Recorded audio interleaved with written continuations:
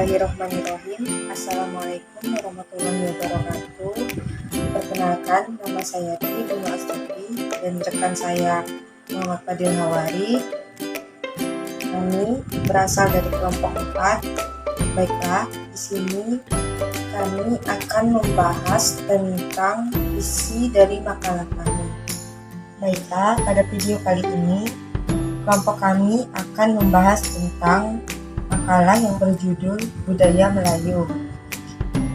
Baiklah, saya selaku materi pertama akan menjelaskan pembahasan bagian A dan bagian B. A. Pengertian budaya. Budaya menurut Kamus Besar Bahasa Indonesia atau KBBI adalah pikiran, akal budi, dan hasil. Ada beberapa pendapat mengenai pengertian kebudayaan, diantaranya yang pertama dari Hertzkovitz memandang kebudayaan sebagai sesuatu yang turun-temurun dari satu generasi ke generasi selanjutnya. Yang kedua ada Andreas Epping mengemukakan pendapatnya tentang kebudayaan, yaitu mengandung keseluruhan pengertian nilai sosial, norma sosial, ilmu pengetahuan, serta keseluruhan struktur-struktur sosial, religius, dan segala pernyataan intelektual dan artistik yang menjadi ciri khas suatu masyarakat. Yang ketiga ada dari Edward Barnett Taylor memandang kebudayaan merupakan keseluruhan kompleks yang di dalamnya terkandung pengetahuan, kepercayaan, kesenian, moral, hukum, adat istiadat, dan kemampuan-kemampuan lain yang didapat seseorang sebagai anggota masyarakat. Yang keempat yaitu ada Selo Sumarjan dan Sulaiman Sumardi, yaitu yang menjelaskan tentang kebudayaan adalah sarana hasil karya, rasa, dan cipta masyarakat. Baiklah, di sini ada Kenjoroningrat yang menyebutkan dari segi wujudnya kebudayaan ada 3, yaitu yang pertama suatu kompleks dari ide, gagasan, nilai, norma, aturan, dan sebagainya. Yang kedua yaitu kompleks aktivitas serta tindakan berpola dari manusia dalam masyarakat. Yang ketiga yaitu benda-benda hasil karya manusia. Dari penjelasan di atas, maka dapat diambil pengertian bahwa hukum adat sebagai aspek kebudayaan adalah hukum adat yang dilihat dari sudut pandang nilai, norma sosial, ilmu pengetahuan, serta keseluruhan struktur sosial religius yang didapat seseorang dengan eksistensinya sebagai anggota masyarakat. Baiklah, selanjutnya saya akan menjelaskan di bagian B, yaitu ada hukum adat sebagai aspek kebudayaan. Baiklah, di sini saya akan melanjutkan penjelasan materi di bagian B, yaitu hukum adat sebagai aspek kebudayaan. Hukum yang terdapat dalam masyarakat kecil dan sederhana akan menjadi cerminan, karena tiap masyarakat atau tiap rakyat mempunyai kebudayaan sendiri dengan corak dan sifatnya sendiri. Hukum tiap masyarakat sebagai salah satu penjelmaan cara berpikir, gestur, sehingga hukum masing-masing masyarakat itu berbeda atau berlainan. Von Savigny pernah mengajarkan bahwa hukum Volksgeist dari masyarakat tempat hukum itu berlaku.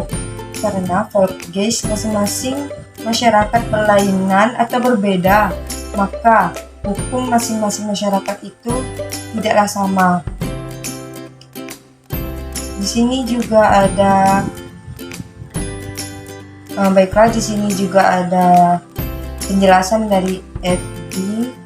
Holliman atau guru besar hukum adat di Leiden menyimpulkan adanya 4 sifat umum hukum Indonesia yang hendaknya dipandang juga sebagai satu kesatuan. Yang pertama yaitu sifat religio magis. Yang kedua yaitu sifat komunal. Yang ketiga ada sifat konten. Dan yang keempat ada sifat konkret atau visual. Sekian dari penjelasan saya. Kurang dan lebihnya saya mohon maaf. Selanjutnya akan dijelaskan oleh Muhammad Kadir Hawari, dan selebihnya materi dapat dibaca di makalah kami. Sekian dari saya. Terima kasih. Terima kasih Saudara Tribung Astuti. Saya akan melanjutkan lagi materinya tentang di kelompok 4. Hukum adat adalah sistem hukum yang dikenal dalam lingkungan kehidupan sosial di Indonesia dan negara-negara Asia lainnya seperti Jepang, India, Tiongkok. Sumbernya adalah peraturan-peraturan hukum tidak tertulis yang berkembang dan dipertahankan dengan kesadaran hukum masyarakat adatnya. Peraturan-peraturan ini tidak tertulis dan tumbuh kembang, maka hukum adat memiliki kemampuan menyesuaikan diri dan elastis. Penegak hukum adat adalah pemuka adat sebagai pemimpin yang sangat disegani dan besar pengaruhnya dalam lingkungan masyarakat adat untuk menjaga keutuhan hidup sejahtera. Istilah hukum adat pertama kali diperkenalkan secara ilmiah oleh Chestnut Horgons, kemudian pada tahun 1893 Sunak Horgons dalam bukunya yang berjudul The Agitators menyebutkan istilah hukum adat sebagaimana ada red bahasa Belanda, yaitu memberi nama pada satu sistem pengendalian sosial yang hidup dalam masyarakat Indonesia. Istilah ini kemudian dikembangkan secara ilmiah oleh Cornelius yang dikenal sebagai pakar hukum adat di Hindia Belanda. Nah, adanya yang pertama merancangkan gagasan pembagian hukum adat. Menurutnya, daerah di Nusantara menurut hukum adat dapat dibagi menjadi 23 lingkungan adat berikut: Aceh, Gayo, dan Batak, Nias dan sekitarnya, Minangkabau, Mentawai, Sumatera Selatan, Enggano, Melayu, Bangka, dan Belitung, dan masih banyak lain-lain yang terbagi di Indonesia saat ini. Amerika juga mencatat bahwa masyarakat Indonesia memiliki 350 budaya, 250 bahasa, dan seluruh keyakinan dan agama di dunia dan di Indonesia. Selanjutnya tentang pemahaman kekuatan material berlakunya hukum adat. Menurut FOMO, kekuatan material hukum adat bergantung pada beberapa faktor, antara lain yang pertama itu lebih atau kurangnya banyaknya penetapan yang serupa yang memberikan stabilitas pada peraturan hukum yang diwujudkan oleh penetapan itu. Kedua, seberapa jauh keadaan sosial di dalam masyarakat yang bersangkutan mengalami perubahan. Ketiga, seberapa jauh peraturan yang diwujudkan itu selaras dengan sistem hukum adat yang berlaku. Yang keempat, seberapa jauh peraturan itu selaras dengan syarat-syarat manusia dan rasa keadilan. Mungkin itu aja yang dapat saya sampaikan, kurang lebihnya saya mohon maaf. Mungkin dari teman-teman yang bertanya silakan komentar di bawah ini.